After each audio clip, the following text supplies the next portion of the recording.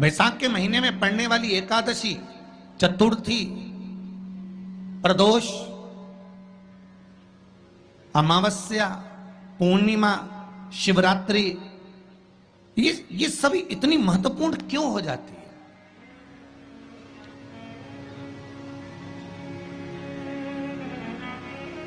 इसकी महत्वता इतनी प्रबल क्यों हो जाती है? किस लिए? क्योंकि बैसाख का जो महीना पड़ता है, सूर्य की संपूर्ण तपन, सूर्य देव अपने पूर्ण तेज के साथ में, पूर्ण तेज के साथ में मृत्यु लोक के निवासियों पर, चाहे जलचर हो, थलचर हो, वायुचर हो, चाहे जो जीव हैं, उस पर जब किरण फेंकते हैं तो संसार का जो मनुष्य है उस पर जब ताप पड़ता है तो ताप पड़ने के कारण उसके मुख से भगवान का नाम निकल ही जाता है, स्मरण नाम निकल ही जाता है। जब उसके मुख से भगवान का नाम निकलता है तो वो भगवान की शरणागति खुद ग्रहण कर लेता है स्वयं।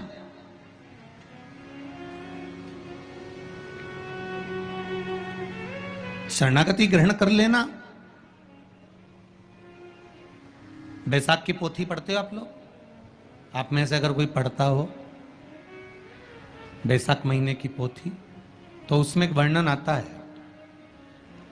आपका एकादशी का व्रत रहेगा, जिस दिन आपकी प्रदोष रहेगी, जिस दिन आप सोमवार का व्रत करोगे, संकट सोमवार करोगे, जन्माष्टमी करोगे, रामनवमी करोगे, जिस दिन आपका व्रत रहेगा, आपको वैसे दिन कभी क्रोध नहीं आएगा। पर जिस दिन तुमने व्रत रखा, साधना करी, तप करा, पूजन करा, आराधना करी, उस दिन तुमको क्रोध जरूर आएगा, चिड़चिड़ प्रवृत्ति हो जाएगी। तो कई लोग कहते हैं भूखी होगी इसलिए क्रोध कर रही होगी।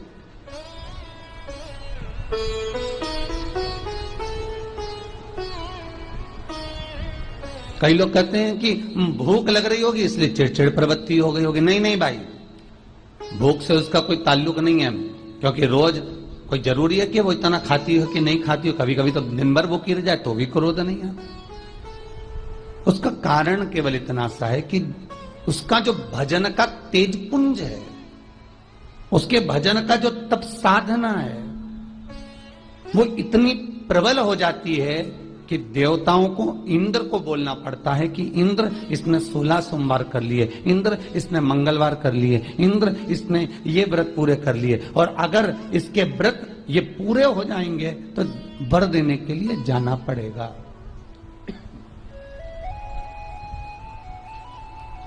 अगर इसके व्रत पूरे हो गए तो आशीर्वाद देने के लिए जाना पड़ेगा। इसके व्रतों को खंडित कर दिया जाए।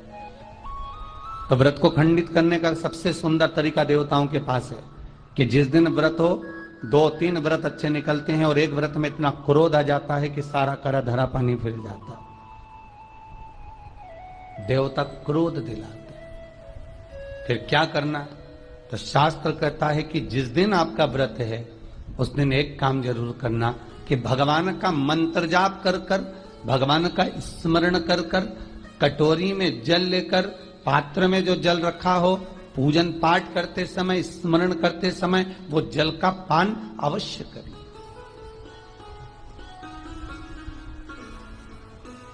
उस जल का पान अवश्य करें, उस जल को अवश्य। क्या होता है जल का पान करने से? शिव महापुराण की कथा कहती है,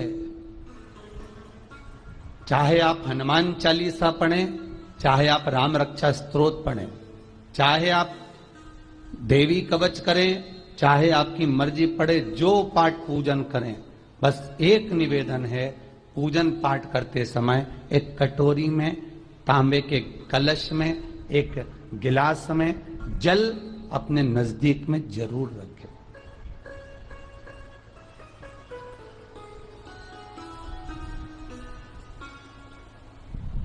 क्या होगा उससे? आप जितना पाठ करेंगे, आप जितना पूजन कर रहे हैं, आप जितनी आराधना कर रहे हैं, आप जितनी साधना कर रहे हैं, आप जितना तप कर रहे हैं, आप जितना हनुमान चालीसा, दुर्गा चालीसा, राम रक्षा स्तोत्र, यमुना अष्टक, गोवर्धन चालीसा, जो भी आप जप रहे हैं, जो भी आप सर्वोत्तम जी का पाठ करें, आप जिस भी पाठ को कर रहे हैं, उस पाठ को करते समय अगर जल तुम्हारे पास में रखा हुआ है तो तुमने जब पाठ किया तो उसका जो तात्विक अंश है वो जल के अंदर जाएगा, और वो जल जब हम ग्रहण करेंगे तो बहुत ध्यान से आज की कथा सुनना कि एकादशी का आपसे आपके बच्चे पूछेंगे, मम्मी हम भगवान विष्णु का दर्शन करते हैं, हम राम जी का दर्शन करते हैं, हम कृष्ण भगवान का दर्शन करते हैं, हम भवानी माता का दर्शन करते हैं, हम शंकर जी का दर्शन करते हैं, हम सारे देवी देवताओं का दर्शन करते हैं, पर ये एकादशी माता तो कभी नजर ही नहीं आती। पूछेंगे कि नहीं पूछेंगे कि तुम जिस एकादशी का व्रत करते हो इनका जन्म कहां से हुआ, कहां जन्मी थी? एकादशी की जन्मस्थली कहां है? भाई भगवान कृष्ण की जन्मस्थली तो मथुरा है, श्री राम जी महाराज की जन्मस्थली बोल दो जम के अयोध्या है।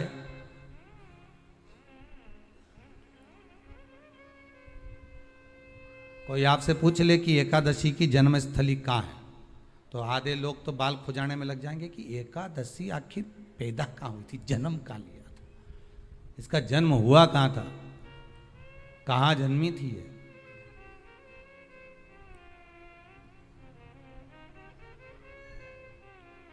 इसका जन्म स्थल है कहां? और अगर मान लो जन्म स्थल एकादशी का है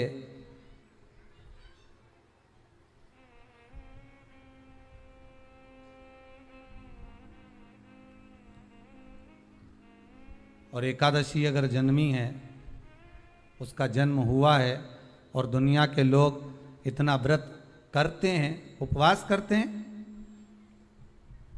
तो फिर इसका जन्म स्थल कहां होगा?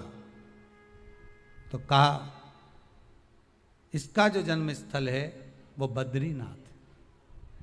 कहां पर है? बद्रीनाथ। और उस बद्री विशाल में भी एक गुफा जिसका नाम है हेमवती। क्या नाम है? हेमवती। उस गुफा में एकादशी का जन्म स्थल है।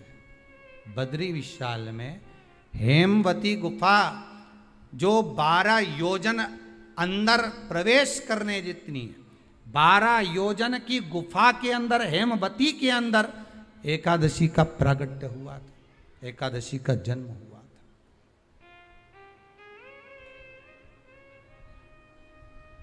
अब तो बता सकते हो ना कि कोई पूछे कि राम जी का जन्म अयोध्या में हुआ, भगवान कृष्ण का जन्म मथुरा में हुआ, और कोई पूछ ले आपका जन्म कहाँ हुआ था, अपन कह सकते ना सीहोर में हुआ हमारा।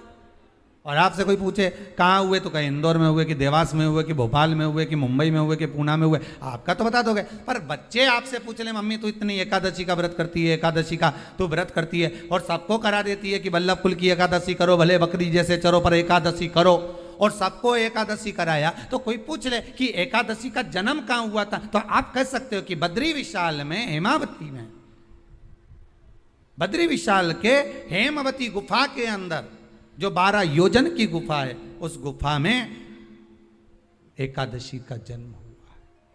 कब हुआ?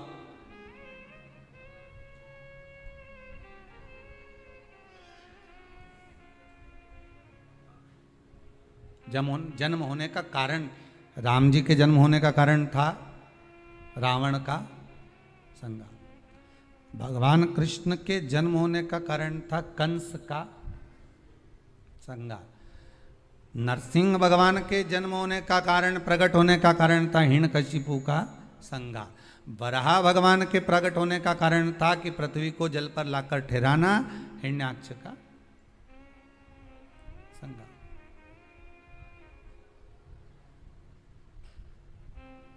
तो फिर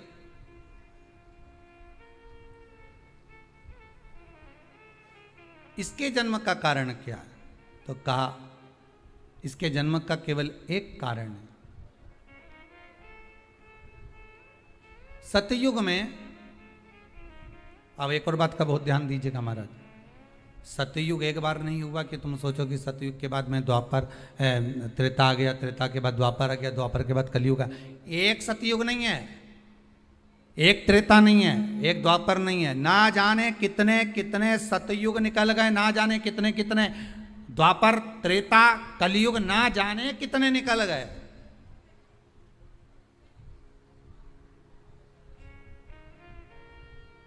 और आप और हम जैसे भी इस पृथ्वी पर ना जाने कितने, अरे जम के तो बोलो, निकल गए। पृथ्वी वहीं की वहीं है, जिस मकान में रहते हो वो मकान भी वहीं की वहीं है।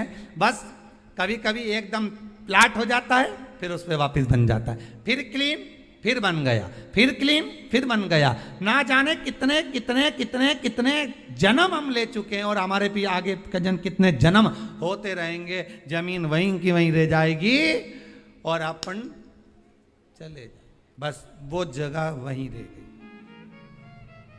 जो पहले परदादाजी की थी दादाजी को मिल गई, दादाजी की थी पिताजी को मिल गई, पिताजी की थी उनके बेटे को मिल गई, उनके बेटे से उनको बेटों को मिल गई। मिलते मिलते मिलते मिलते कब वो जमीन भी बिक गई समय की अवस्था में, फिर दूसरे की हो गई। और हम सोच कर रह गए कि ये हमारा है, हम इसके लिए लड़ाई करें, झगड़ा करें। हम केवल इस जमीन के लिए, जरा सी प्रॉपर्टी के लिए अदालत में खड़े, अपना समय बर्बाद कर दिए, और जो पाना था वो छोड़ दिया।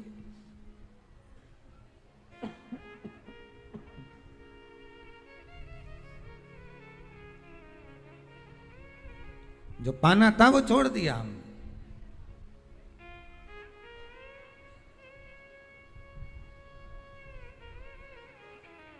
असली रजिस्ट्री तो ये शिव महापुराण की कथा है, जिसमें बैठकर आप 3 घंटा भगवान की भक्ति को जो धारण कर रहे हो, 3 घंटा जो भगवान की कथा को आप श्रवण कर रहे हो, 3 घंटा जो भगवान की भक्ति में आप डूबे हुए हो, 3 घंटा जो भगवत स्मरण में आप लगे हुए हो, बस यही असली रजिस्ट्री है, यही वहाँ काम आने वाली है। इसके सिवाय कुछ काम नहीं आएगा। धन दौलत माल खजाना सब पड़ा की पड़ा रह जाना, सब धरा की धरा।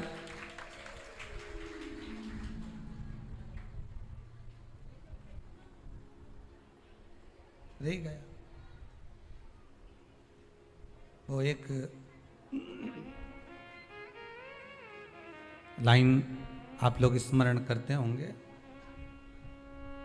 सज धज के जिस दिन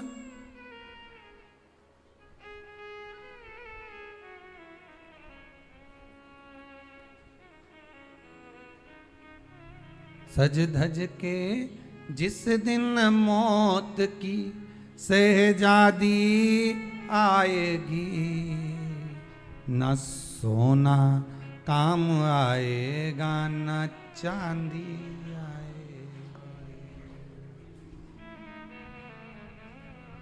अलमारी में धरा की धरा रह जाएगा, लॉकर में पड़ा की पड़ा रह जाएगा। लॉकर में पड़ा की पड़ा है, अलमारी में धरा की धरा है। कपड़े भी सारे घड़ी बने की बने रहे, कपड़े भी धरे की धरे रह गए और सब पड़ा रह गया। कि छोटा सा तू कितने बड़े अरमान हैं तेरे, मट्टी का तो सोने जैसे मान है तेरे।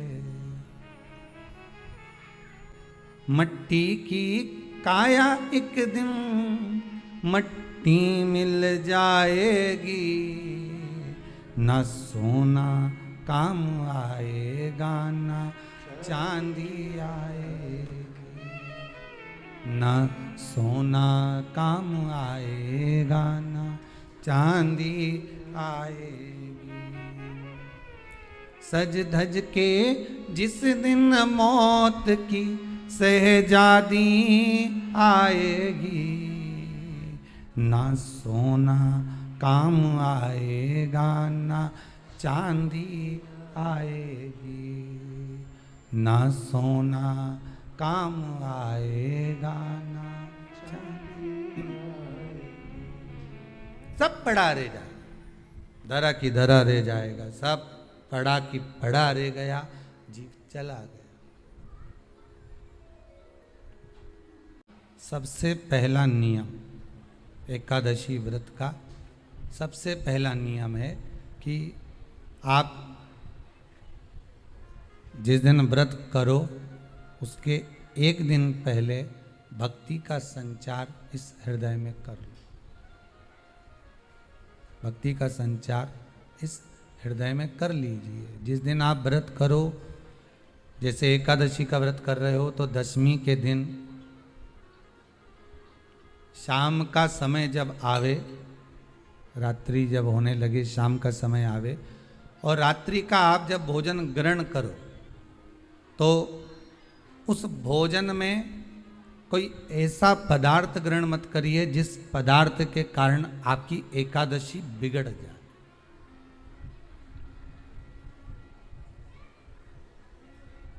कोई बेकार भोजन में ग्रहण नहीं करना, श्रेष्ठ भोजन ग्रहण करिए दशमी के दिन। और एकादशी का दूसरा नियम बहुत ध्यान से सुनिएगा। जिस दिन आपकी एकादशी का व्रत हो उस दिन प्रयास करिएगा कि अपने हाथ से किसी भी वृक्ष की कोई पत्ती टूटे ना। अपने हाथ से किसी भी वृक्ष की, पौधे की, किसी भी वृक्ष की पत्ती अपने हाथ से ना टूटे। बहुत ध्यान दीजिएगा महाराज। एकादशी का ये दूसरा नियम है कि अपने हाथ से किसी पौधे की, किसी वृक्ष की, किसी डाली की कोई पत्ती टूटे ना, कोई पत्ती ना टूटे, इसका प्रयास करिए।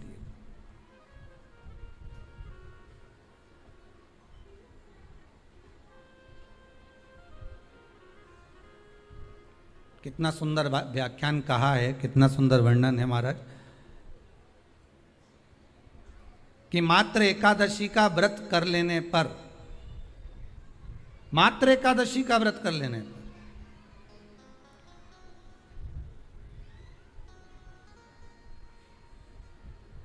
जो पूर्व में किया गया हमारा पाप कर्म है, हमने किसी जीव की हत्या करी है, हमने किसी को कष्ट प्रदान करा है, हमने किसी को अपशब्द कहा है, हमने किसी को ताने दिए, हमने किसी को आड़ा टेढ़ा कहा है, हमने किसी को गालियां दे दी है, मात्र एकादशी का व्रत ही कर लेने पर ये सारे जो दोष हैं वो समाप्त हो जाते हैं।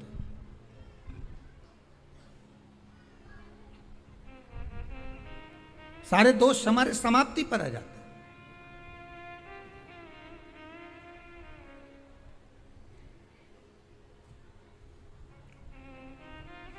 अब एक विचार करिएगा थोड़ा सा अपने मन में, अपने चित्त में, अपनी वृत्ति में एक बात उतारिएगा। एक अपने मन में एक बात को उतार कर रखिएगा कि आप अपने पाप को, अपने पाप कर्म को जिस दिन छिन्न करने वाले हो, समाप्त करने वाले हो, अपने पाप को आप जिस दिन समाप्ति पर लेकर जा रहे हो, तो उसके एक दिन पहले आपको प्रसन्नता होना चाहिए कि नहीं होना चाहिए कि कल मेरा पाप कटने वाला है, कल मेरा पाप समाप्त होने वाला है, जो मैंने पाप कर्म करा है वो समाप्त होगा, जो मैंने पाप कर्म करा है वो कल समाप्त हो जाएगा। तो एक दिन पहले आपके चेहरे पर प्रसन्नता हो कि ना हो?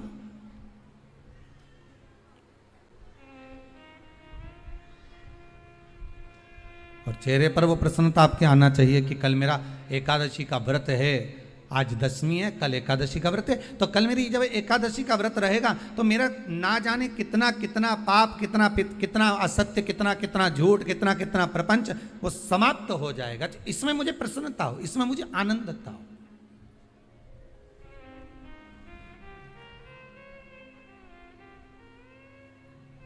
तो क्या कहा गया कि प्रयास करिएगा कि एकादशी के दिन कोई वृक्ष की, कोई डाली की, कोई कोपल की कोई पत्ती ना तोड़ी जाए। क्यों?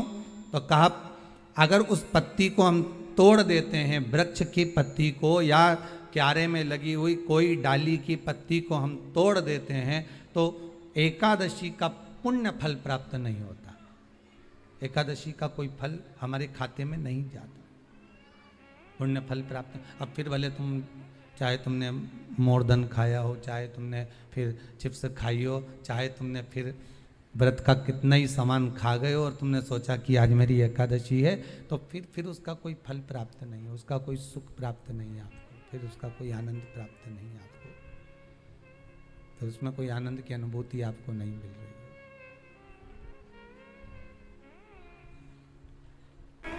दशमी, ग्यारस और द्वादशी, दशमी, एकादशी और द्वादशी। एकादशी का व्रत, दशमी की रात्रि को जो आप भोजन करें वो सात्विक करें, एकादशी के दिन भोजन ना करें, अन्न का भाग ग्रहण ना करें, अन्न का भाग ग्रहण ना करें।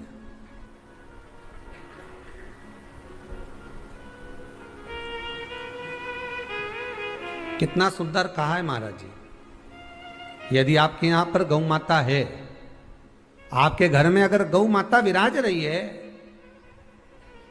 आपके घर में अगर गौ माता है, गाय की अगर आप सेवा कर रहे हैं, अच्छा कितना सुंदर लिखा है धेनु मानस में, गीता प्रेस गोरखपुर की गौ अंक को निकालकर पढ़िए कल्याण का, उसमें लिखा है ब्रह्म मुहूर्त में सुबह के समय पर गाय की पूंछ को पकड़कर या गाय की रस्सी को पकड़कर जो 2 कदम भी चल लेता है, उसके लिए भगवान विष्णु बैकुंठ का मार्ग और कुबेर का मार्ग प्रशस्त कर कर खोल देता।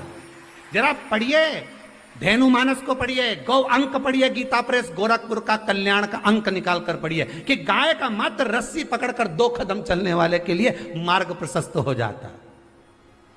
एकादशी के दिन अगर आपका व्रत है तो आप भूलवश भी डब्बे में रखी हुई रोटी गाय को ना देते हुए कुछ थोड़ा सा फल, फलहार, कोई केला, कोई सेब, जो आप खाते हो, अंगूर, पपीता, जो आप ग्रहण कर रहे हो, उसका थोड़ा सा भाग आप गाय को प्रदान करो,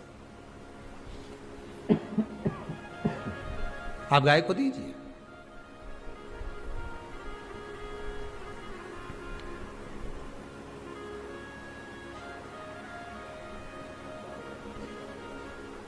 थोड़ा सा भाग आप गौ माता को प्रदान करो, थोड़ा सा।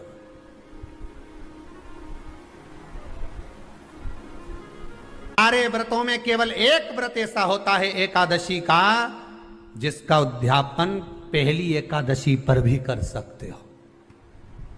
सारे उद्यापन में केवल एक उद्यापन ऐसा होता है, सारे व्रतों में एक व्रत का उद्यापन ऐसा होता है, वो है एकादशी का।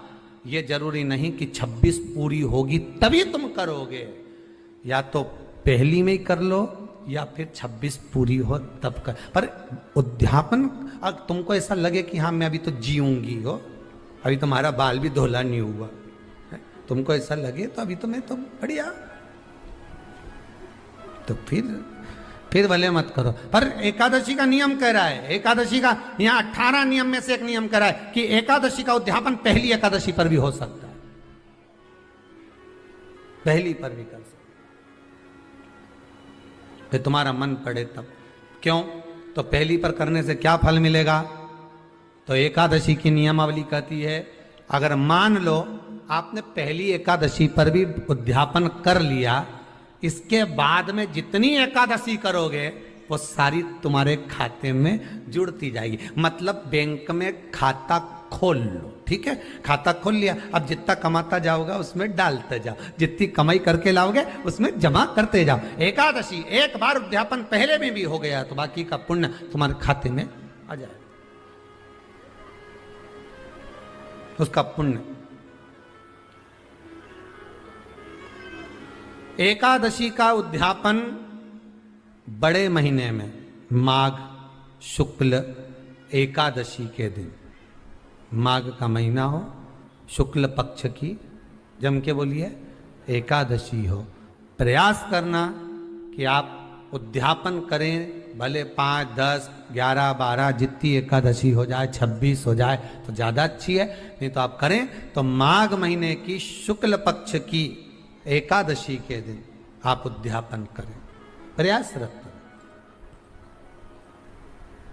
प्रयास बड़े महीने के अंतर्गत जो उद्यापन, हाँ चतुर्मास के अंतर्गत उद्यापन नहीं होता एकादशी का, बहुत ध्यान दीजिए हमारा। ये जो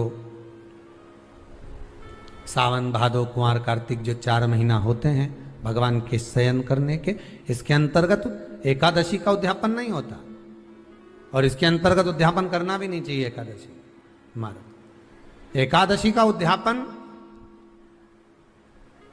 माघ महीने की शुक्ल पक्ष की एकादशी के दिन आप बहुत प्रेम से आनंद के साथ करिए महाराज।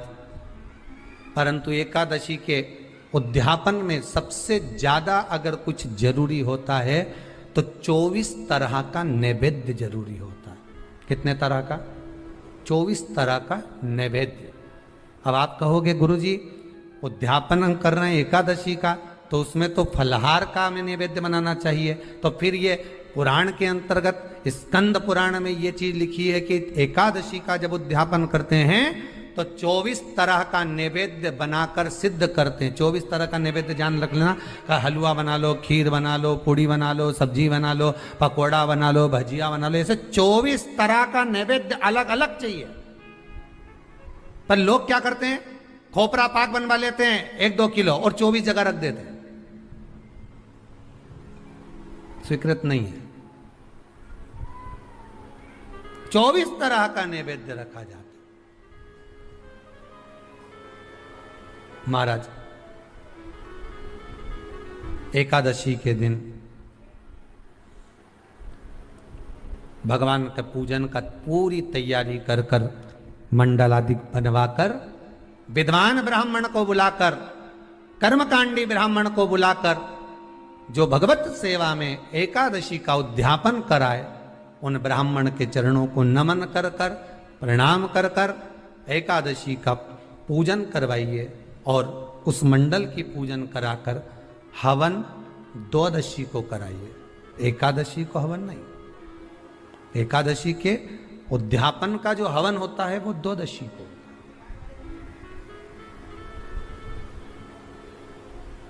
एकादशी का उद्यापन द्वादशी को बड़े प्रेम से आप खूब आनंद से हवन पूजन कराओ। पूजन कराने के बाद, हवन कराने के बाद 26 जोड़े ब्राह्मण ब्राह्मणी के बुलाकर भोजन कराकर उनको भाव से जो आप समर्पित कर सकते हो, जितनी आपकी सामर्थ्यता हो, उस सामर्थ्यता के अनुसार आप दान धर्म पुण्य करो, आप उन्हें प्रदान करो। और बन सके तो एकादशी की रात्रि को भी जागरण करें, और द्वादशी के दिन जिस दिन हवन करें उसकी भी रात्रि को कुछ जागरण करें। जागरण का मतलब पहले भी कथा में कहा, प्रदोष की कथा में वर्णन किया था। हम ये नहीं कहते कि तुम पूरी रात जगो, हमारा तो निवेदन है 15 मिनट का करो, आधे घंटे का करो, 20 मिनट का करो, पर रात्रि के समय थोड़ी देर अगर एकादशी का उद्यापन कर रहे हो तो जागरण थोड़ी सी देर अवश्य करें। नहीं कर सकते अकेले बैठकर राम नाम जप लें, भजन कर ले, पर करो।